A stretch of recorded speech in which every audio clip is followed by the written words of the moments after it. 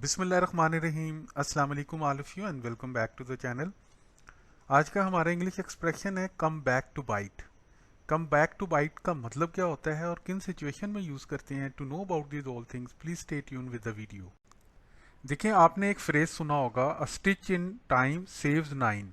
मतलब ये कि अभी कोई प्रॉब्लम है, आप उसको अभी से ठीक कर लें वरना वो बिग प्रॉब्लम बन जाएगी। उसके लिए हम कहते हैं come back to bite. English में इसको कहते हैं the problem become a big problem if you don't deal with it now. यानी कि अगर कोई छोटी सी प्रॉब्लम अभी से स्टार्ट हुई है, आप उसको ठीक कर लें वरना ये एक बड़ी प्रॉब्लम होकर आपके सामने आएगी। अब इसको सेंटेंस में कैसे यूज करते हैं वो हम देखते हैं। अब देखिए, मिसाल के तौर पे, if you don't do something now the issue might come back to bite you.